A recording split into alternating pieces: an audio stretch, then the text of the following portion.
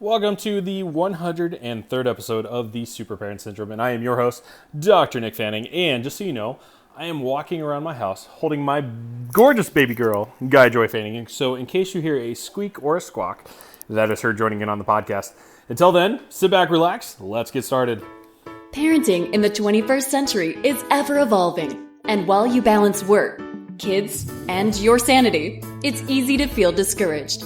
Welcome to the Super Parent Syndrome with your host, Dr. Nick Fanning. So my beautiful parents out there, and people who are just looking to upgrade and level up their lives, I want to say that this has been one heck of a journey as I pass into the triple-digit episode list.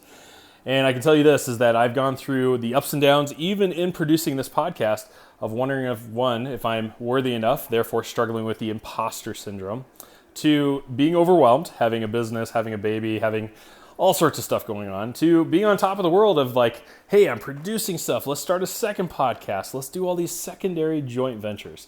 And it comes down to this, that's the whole point of today, is that I had a couple of really rough days where I just felt completely and utterly overwhelmed. The kids had lots of events, my wife struggling with postpartum, this baby who wants to sleep sometimes and sometimes not, the business and its up and downs of collecting a lot and then all of a sudden collecting not so much.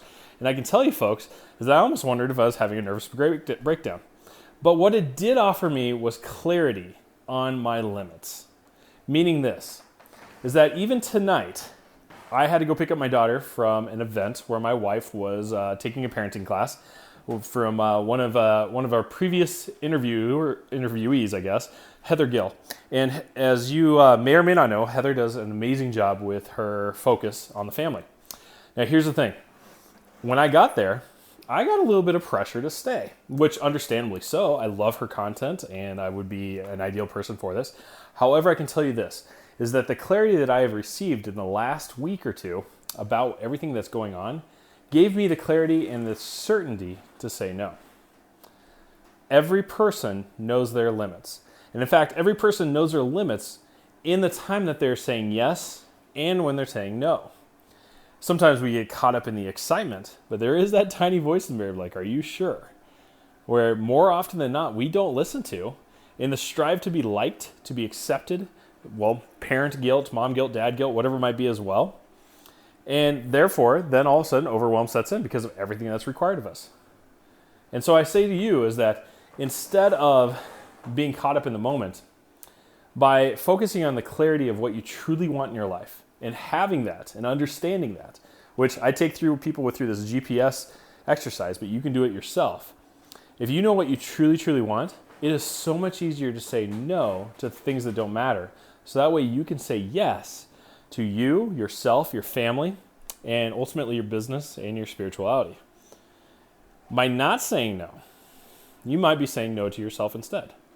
It's always a trade, and it's always a trade-off.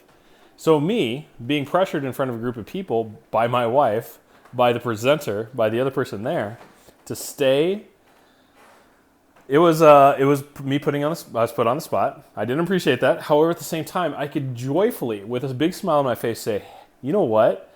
I am honored you to ask me to say. Normally, I'd probably say yes, but right now I'm going to have to say a big no. And I was able just to walk away with my head held high because I knew exactly what my limits are, and I knew exactly what I was striving for. Now, in the future, will I try to take this class? Most likely. I mean, honestly, it's great content. But for today, I was able to confidently say no. So in your life, where are the things that you know you need to say no? Because one, they're not fulfilling right in your path of what you ultimately want. Maybe it might be making treats, it might be chaperoning for a trip, it might be volunteering for a special project. And instead of being overcommitted and just giving a small percentage of yourself and your energy, what if you said no, started saying no more often, and was able to more fully go all in with your authenticity, your presence, and your energy? What could the results then look like for those organizations and especially for yourself?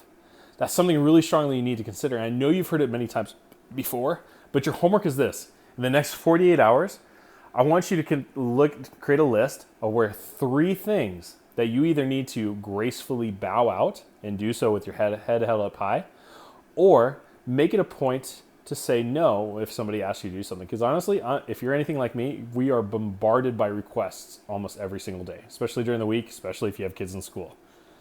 Be brave, folks. Stand up for yourself. You are worth it. And I know you can do this.